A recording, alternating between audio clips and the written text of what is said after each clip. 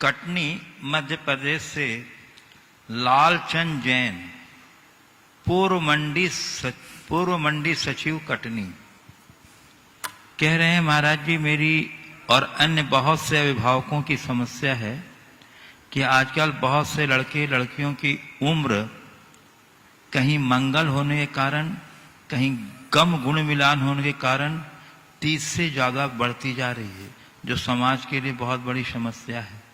कहीं शादी की बात चल रही होती है और पंडित जी के पास कुंडली मिलान करने और शादी की लगन यानी तारीख पूछने जाते हैं तो पंडित जी कहते हैं इस कुंडली में मंगल है और कम गुण मिलान हो रहा है। लड़के या लड़कों के नक्षत्र तेज हैं, यहाँ शादी करना उचित नहीं है, जिससे कुछ असमझ लड़के लड़की गलत रास्ते पर चले जाते हैं। महाराज जी उक्त संदर्भ में अपना मार्गदर्शन दें। देखिए, मैं तो इस पर बिल्कुल भरोसा नहीं करता। मैंने ऐसे अनेक उदाहरण देखे हैं जिनके 36 गुण मिले हैं और 36 का आंकड़ा है, और बहुतों को ऐसों को भी देखा है जिनने कुंडली नहीं मिलाई पर जीवन की कुंडली मिल रही है और शानदार पारी चल रही है। शायद भल्लू काका की भी यही स्थिति, बिना मिलाए शादी की और शादी की 50 साल की शानदार पारी, अभी 50 हो गए पूरे, बाकी है 50 पार कर चुके और शानदार चल रहा है। ये उदाहरण है। तो कहने और अभी दोनों नॉट आउट है, बढ़िया चल रही। तो ये चीजें हैं, तो इन पर मैं तो विश्वास नहीं करता। अब जिनका मनोबल कमजोर है वो विश्वास करते हैं, उन चक्करों में कई लोगों को मैंने देखा है अच्छे अच्छे संबंधों को छोड़ देते हैं। ये एक प्रकार की कमजोरी है। मेरा मानना है कि आज के दिन में तो जन्म कुंडली प्रासंगिक है ही नहीं। क्यों नहीं है? मैंने अनेक बार बोला, क्योंकि अब जन्म ही नैसर्गिक नहीं है।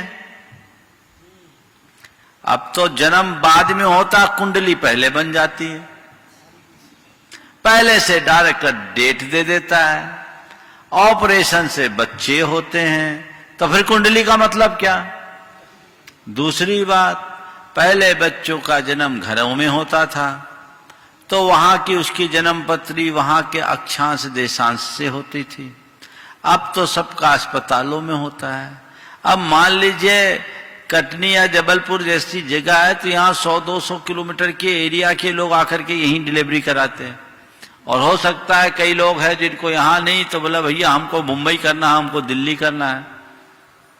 अब वहां आदमी जन्म लेगा तो व्यक्ति कटनी का था और उसकी डिलीवरी दिल्ली में हो रही है, तो जन्म पत्री तो दिल्ली के बनेगी। तो ये स्वाभाविक कहां हुआ? हाँ, कोई व्यक्ति स्वाभाविक तौर से कहीं यात्रा पर जाए और वहां उसका जन्म हो जाए तो वहां से जन्म पत्री बने, कोई दिक्कत नहीं। लेकिन इस तरह अपने चॉइस से ऐसे स्थानों का चयन करना। फिर दूसरी बात, मान लीजिए एक तारीख में, एक दिन में अगर एक शहर में 1000 बच्चों का जन्म हुआ, मान लो 100 बच्चों का भी जन्म हुआ, एक टाइम पर अगर 100 बच्चों का जन्म हुआ है तो 100 का अक्षांश देशांश मिलाकर उनका इष्टकाल निकाला जाएगा तो सबका एक सा बनेगा। अगर उसी टाइम ड्यूरेशन में हुआ है तो सबकी जन्म पत्री एक हो गई। हाँ, सबकी जन्म पत्री एक हो गई। हाँ हाँ, एक बता रहा हूं, अभी आ रहा हूं आगे। सबकी जन्म पत्री एक हो गई। तो अब जन्म पत्री में इतना दिमाग लगाने की क्या बात? अभी नीचे से कह रहे हैं देव कुमार जी कि वो पंडित लोग अपनी कुंडली नहीं मिलाते हैं। वो तो है ही ऐसा काम।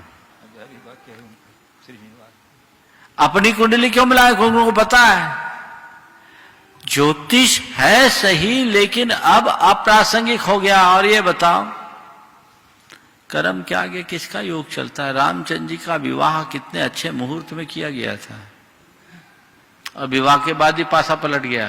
कहाँ है मुहूर्त? सब धरा रह गया। इसलिए कहते कर्म गति तारे ना ही टरी, योगी वशिष्ठ सम ज्ञानी पंडित, वच बच लगन धरी, कर्म गति तारे ना ही टरी। 3 बातों को हमें ध्यान में रख करके चलना चाहिए और इसी के बल पर अपना क्रम आगे बढ़ाना चाहिए, तभी हमारा सब कुछ करना सार्थक होगा। जिनका मनोबल कमजोर है वो ऐसे ही इंतजार करते रहें। मैं हमेशा कहता हूं कुंडली मत मिलाओ, मेंटल वाइब्रेशन मिलना चाहिए। जिनसे मिलकर आपको लगने लगे कि ये संबंध हो जाए तो सबसे उत्तम। समझ लो सब कुंडली मिल गई, समझ गए? वेवलेंथ मिलनी चाहिए, तब आप अपने जीवन को ज्यादा सफल और समर्थ बना सकेंगे।